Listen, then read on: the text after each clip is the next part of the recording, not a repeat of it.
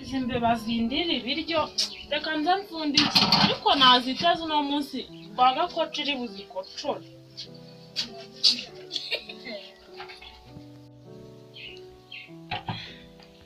uretse sha nazikoze nakoze umuti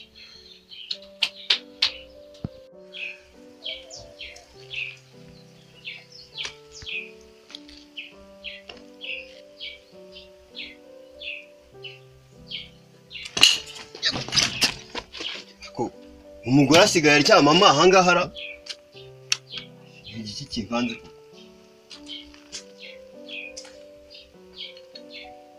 umugore asigaye anyeganarwa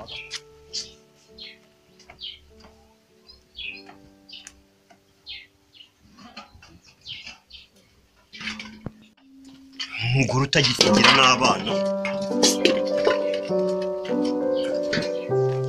asafuriya yose aba yayoye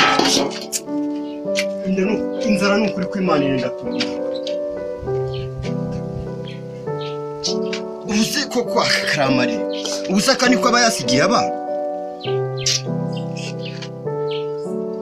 sibe nikanze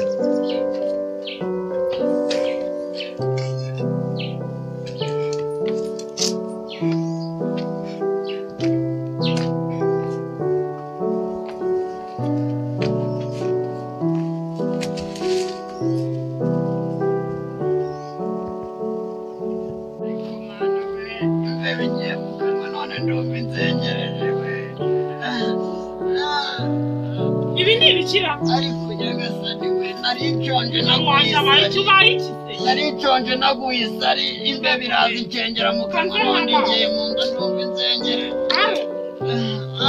unabara umugabo wanjye agize ikibazo nabara rwose nsanze yamize imbeba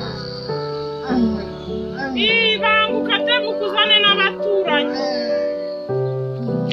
iki mata kubaye iki ndaje nsanga yamize imbeba Mureka tuyice. Oya wikubita utamwica. Mara mbanyishe.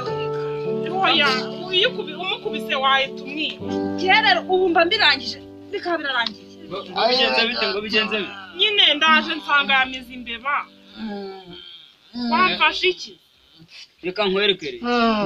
Ngiye kugura ikinini cy'imbeba numva muri gutabara. Ahubwo reka tumuhe ikinini cy'imbeba bipfire mu nda. Ukimuhaye se nago yahita apfa. Hoya nanya zayihitwa. Nibwo katumuhe ikinini cy'imbeba. Oya kihore. Habaye ikira, habaye ikiwe, habaye iki? Uno muntu abaye iki? Ibi nibi nyine ndaje nsanga yamize imbeba. Wamize imbeba, wamuga andi ndazo uyu muga narakubyiye ndugira wamuga. None rero nibyo ukwiriye kumbwira.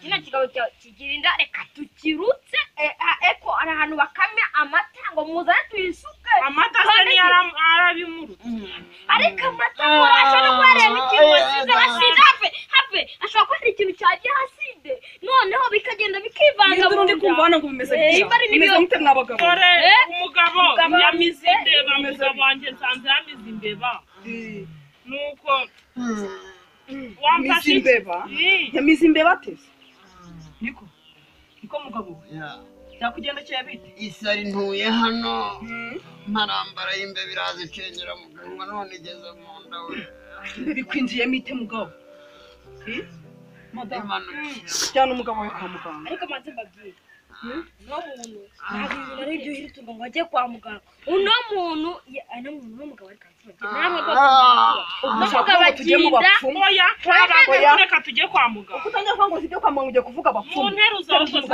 amata muri abasore cyane kwa muganga iri jeri se inda yawe narabikubwiye wa mugabo kujya n'umuntu kwa muganga umuntu yanegekaye imbeba yamwinjiyemo